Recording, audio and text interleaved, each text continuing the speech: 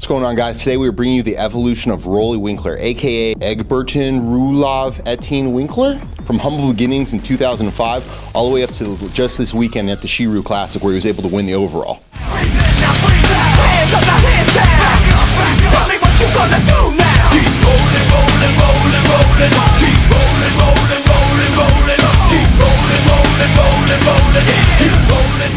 Roelly's competition career would begin in 2005 where he competed at the IFBB World Championships. However, he would fail to even place at this contest in the light heavyweight category. But there's no embarrassment in this, as there's a number of future IFBB professionals also in the class that were placing above him. While he lacked the mass and detail that we would see in future incarnations of himself, he did definitely bring the frame and aesthetic that showed his potential going into the future, as he had bulbous muscle, good attachments, and a good flow to the physique in general. And over the years, as he continued to add muscle to that frame, it would give him a more and more cartoonish look. This would be the first incarnation we'd see of Roelly Winklaar.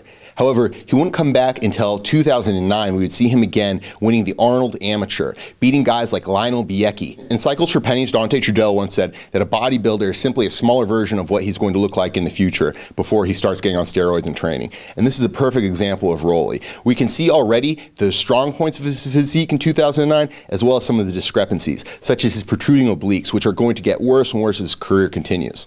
In fact, the obliques on Roelly might be the biggest knock that they have on his physique. And in 2010, as a rookie professional, we would see Roelly be able to win the New York Pro, a very prestigious contest. And while this was a deserved win, and he looked great at this contest, it didn't really expose his weaknesses and flaws to his physique, as the competition wasn't as dense as some of the future lineups he'd go against, such as the Olympia. And by winning the New York Pro, he was elevated to that Arnold Olympia type tier caliber competitor. And so he was quickly going to be facing these types of guys. So success after the New York Pro was short-lived, and the next year he'd barely scratch making the top 10. It was at this point people started to question the tactics of his coach Grandma, who has infamously helped him get to the pro ranks and beyond. But even in 2012, there was a lot of positive implications for Roelly, as he was compared at the Sheru Classic next to guys like Phil Heath and Kai Green. Well, Roelly gets blown out the water by guys such as Phil and Kai. There is some poses where he's able to hold his own. The lat spread, for example, he's comparable to Phil, but his legs are a little bit lackluster in comparison. Well, he didn't quite have the density to stand next to a guy like Kai Green at that point. But it was in 2013, Winklaar would drop Grandma, come back and win the Chicago Pro, yet again similar to 2009, beating Lionel Biecki and qualifying for the Olympia. And that year's Olympia, he'd make a statement, placing directly behind former Mr. Olympia Jay Cutler, who'd come in 6th place, with many arguing that Roelly looked better than Jay did. And it was in 2014 at the Arnold Classic Europe. Roelly would get 6th place, but this would possibly be his best comparison that he would get to guys like Phil and Kai. And unlike 2012, where he got blown out the water by Phil's physique, he was much more comparable in 2014.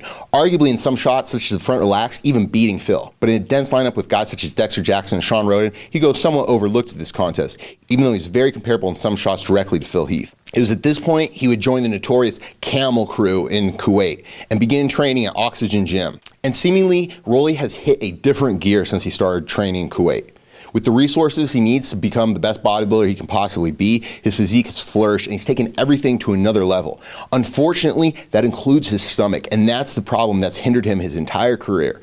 This is because as he continues to grow, so does his core. In the most muscular, for example, it's very bulbous. Even in shots like the relaxed, you can tell next to guys like Sean Roden or Dexter Jackson, for example, they just doesn't have that genetic width to his hips that they do. Consequently, he looks much blockier and has less flow in some shots than these guys do. However, the strength allows him in other shots, such as back shots, to get on a level that these other guys might not otherwise be able to achieve. If there's someone to compare Roelly to, it would be Marcus Rule. Not because their physiques look alike, but they have some of the same positive attributes and negative attributes. Both of them the top tier competitor, New York champions, Olympia caliber competitors. However, they haven't really been able to consistently get that top spot. For example, we haven't seen either of them push for an Arnold or an Olympia title quite yet. Roelly does have this type of potential, and he is in that tier of competitor. But will he ever be able to best a guy like Phil Heath? It doesn't seem likely at this point. But nonetheless, his transformation from 2005 to 2016 has been enormous. So while Roelly may never be the big Arnold in Columbus or an Olympia champion,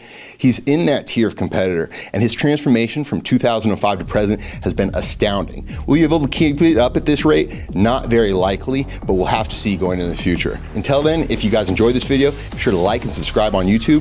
I'm Roelly Winklaar with Bodybuilding.News.